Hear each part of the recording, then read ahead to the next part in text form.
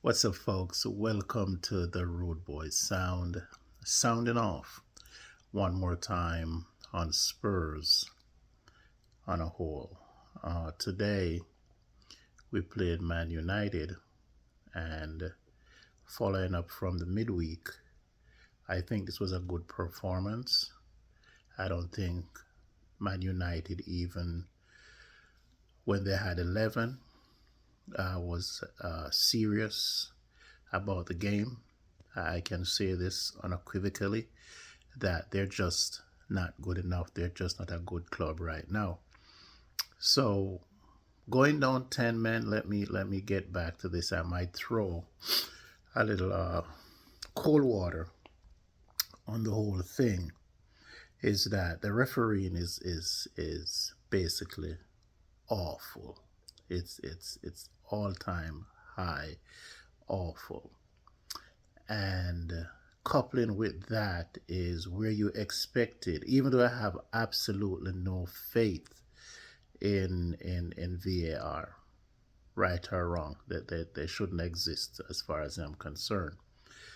In this case, you want them to go back and talk to the referee, and the referee assistance was close enough to see. I know he has to be looking at where the last line and being where the last man is, so his concentration is probably setting himself up, but at the same time, um, his eyes have to be on the ball because the ball is more important than anything else that's going on. And I'm not saying this from someone who has been around the game, been in the game, played the game, coached the game, do a lot of things in the game. So I understand the enormous pressure that these officials are under. But when you get an opportunity, and this is where it might sound contradictory, when you get an opportunity to take a second look at the game, I don't mean re-reffing the game, because there are certain points where things are needed where you have to step in, and then that's where VAR should have earned its existence.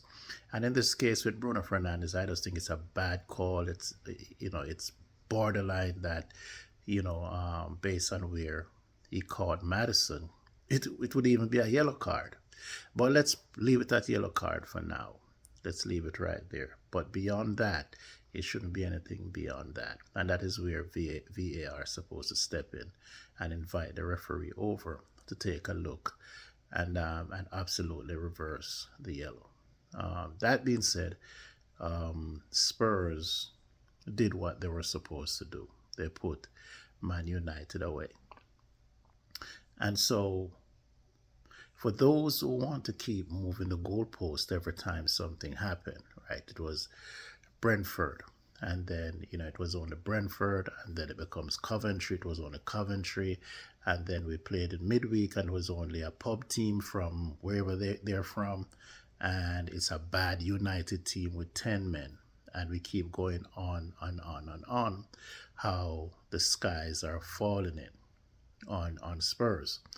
Now, there are some things that I would agree with.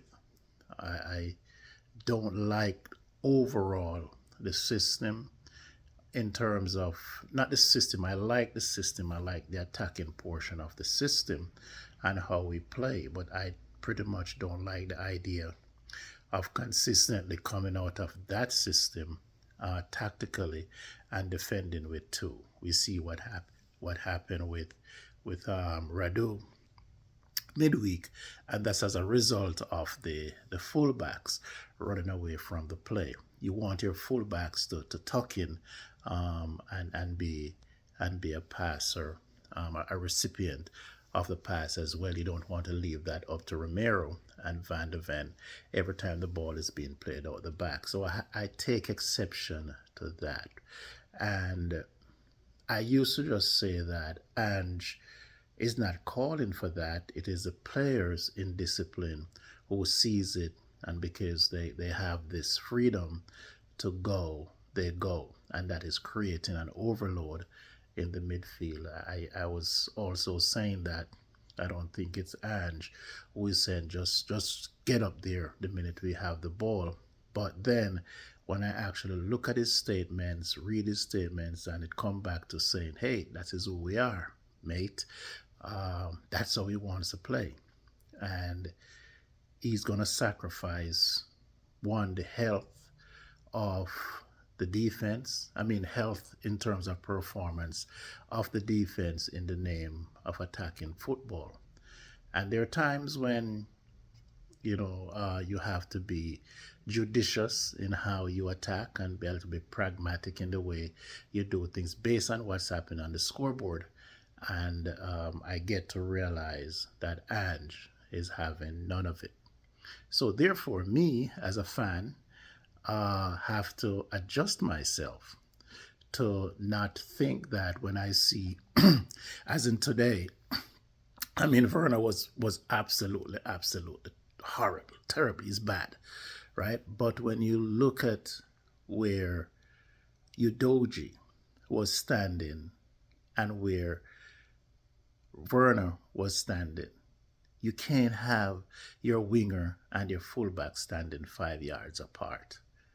You can't have that on both sides of the pitch. I mean, let's just substitute Son for Werner, or substitute Udogi for Spence. It is the same consistency. You see it all the time that both of them are standing pretty much 5 yards apart. And therefore, if you're going to do that, then you're inviting a defender to come. However, Man United was just not good enough. But how many teams are going to allow you to play out and play openly the way Man United allowed us to play? Normally, when teams are tucking in, we see Newcastle, we see Wolves, Brentford do play that way. They just got hit and did not recover. And also, we know that Arsenal came to our place and they sit behind the ball and they squeeze the space. So therefore, what we have is overload, congestion, and confusion. And so we'll have the ball for 65% of the time, but yet we find ourselves not having much progress in terms of what we're producing. And, there's some things that some of us say, or not I don't say it, I'm talking us as fans. When you want to disagree with those who are trying to point out facts, if you have your facts, is bring your facts and prove it, with in whatever discussion you're having. You can't say that when we start scoring in the system it will work, because scoring is a part of the system. And therefore, if we have Solanke, which is unfair now because Solanke was out for 2 games. But if you just use a striker position to make the description, make the analogy, is to say that if you have your striker and you have him being crowded by the winger or by the fullbacks from both sides, he has nowhere to go. You have Madison who has nowhere to go. And this is just happening because of one person. You're talking about the fullback coming up and just jamming those spaces. Plays that are supposed to be going inside to the striker, it is going to Udogi.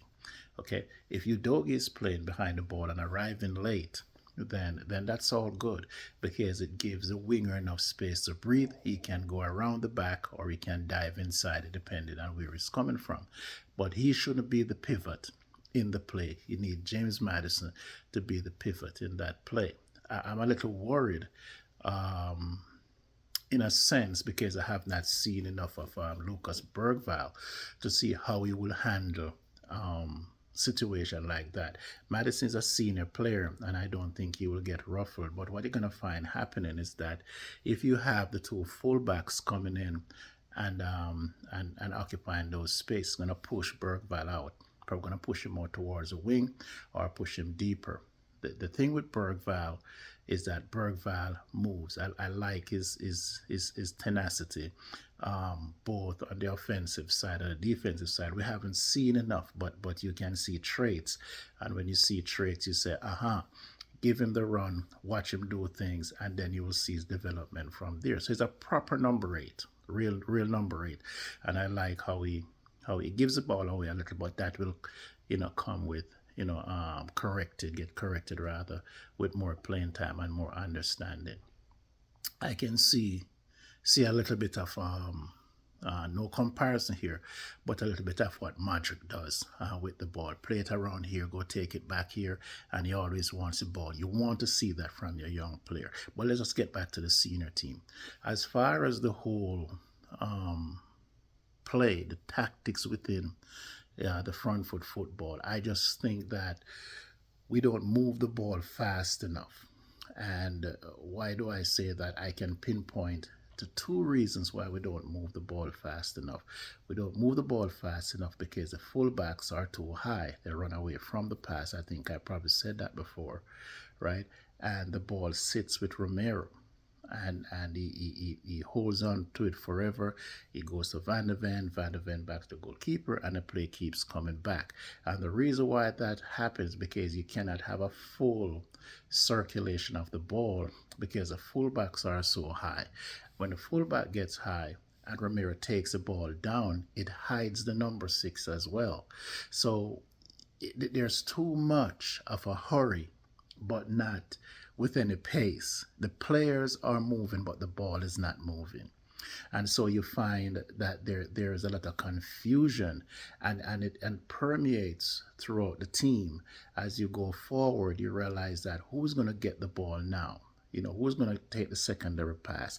Who is going to make the decisive pass? When the ball goes outside, is Brennan Johnson's job to. I'm going to talk about Brennan Johnson later on. Is it Brennan Johnson's job to make sure that he puts the ball in? And so there's no clear-cut way of playing. Maybe as we play and as we start winning, because winning corrects a lot of things. Once you start winning, you have time now where you're not pressing and you're able to do things in a more constructive way. The reason I think why we're not scoring is because we don't know who our scorers are. We want it to be Son, we want it to be Madison, we want it to be Johnson. But the good thing is that Solanke now, he's here, and he should be the scorer. So everything is going to be centered, just like it was with Kane, around having a striker capable of putting the ball in the back of the net. Now everybody can now plays off the center, which is a good thing, off the striker, which is a good thing, right? In doing so, we have a more structured way of if the ball goes out, we know when it comes in, it's supposed to go to the striker. If it's not going to the striker, then it goes back outside, and then the objective is to get it to the striker. If it comes on the middle, the same objective is to get it to the striker. So it doesn't matter where the ball goes. If it goes on the wing, if it goes wide, the objective is that you have a target man, he's inside, you need to get the ball to him. So that should always be the objective.